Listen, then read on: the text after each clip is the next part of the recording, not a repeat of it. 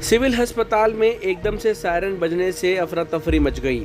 सभी trauma centre से बाहर आ गए। अचानक से ये क्या हो गया? दरअसल हुआ कुछ नहीं था। अस्पताल में अगर आपदा स्थिति हो और आग लग जाए, उसके लिए एक मॉक ड्रिल आयोजित की गई थी।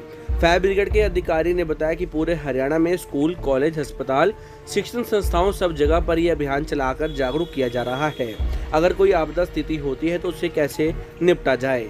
उन्होंने बताया कि कई बार इस प्रकार की स्थिति होती है तो आग बुझाने के यंत्र बिल्डिंग में लगाए गए हैं, लेकिन कई लोग ऐसे हैं जिनको यह यंत्र चलाने नहीं आते या उनकी जानकारी नहीं है। उनको इस प्रकार की जानकारी दी गई और जागरूक किया गया।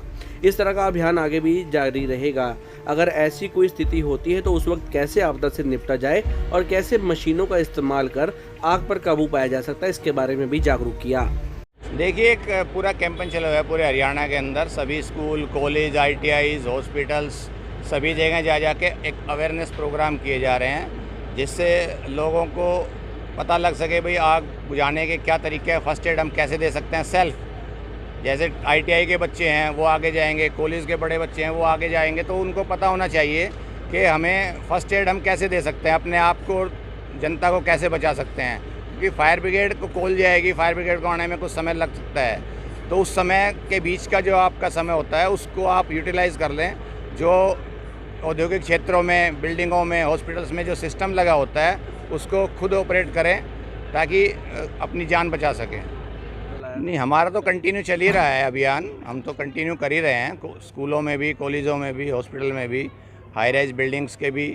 हमारे यहाँ यमुनानगर में हाई राइज बिल्डिंग नहीं है, बट हमारे यहाँ जैसे आप देख रहे हैं आज मुकुंदलाल ये सरकारी अस्पताल में एक डेमो का प्रोग्राम, ड्रिल, प्रॉपर ड्रिल का, डॉक्टर्स सभी को PMO मैडम के उसमें कराया गया है मॉक ड्रिल, जो सभी चीज़ों को चलाने की ट्रेनिंग दी गई है, जो इनबिल्ट अस्पताल में लगा रहे हैं अभी। तो जैसे वो वर्किंग में हो जाएगा, एक ड्रिल इनके तरफ से दोबारा से की जाएगी।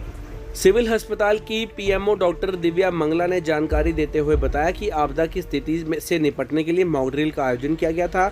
एकदम से सायरन की आवाज़ सुनाई दी और पेशेंट और डॉक्टर सब काम छोड़कर अस्पताल से बाहर आ गए और आपदा की स्थिति के बारे में अग्निशमन विभाग के अधिकारियों ने उनको जागरूक किया। उन्होंने बताया कि जैसे ही आग की स्थिति उत्पन्न होती है तो तुरंत फायर एक्सटिंग्विशर को कैसे चलाएं, इसके बारे में जागरूक किया गया। वहीं उन्होंने सभी को टोल फ्री नंबर के बारे में भी जानकारी दी है।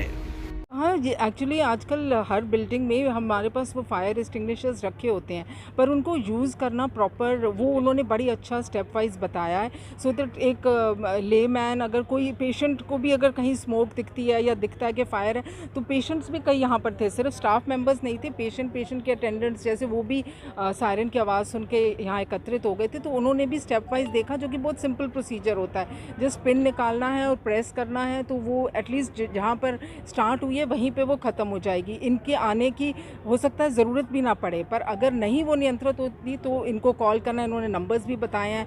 112 इज़ द नंबर जिनसे हम इनको संपर्क कर सकते हैं, पर वो संपर्क करने की हो सकता है नौबत ही ना आए। अगर हमारा कोई पेशेंट या हमारा कोई अपना एम्प्लॉई ज़रा सा भी कुछ स्मोक देखता है, तो वो अगर उस सिलेंडर को निकाल के जस्ट अनप्लग एंड स्क्वीज़, तो वो अपने आप उसमें से पाउडर निकलता है, जिससे कि फायर ख़त्म हो जाती है।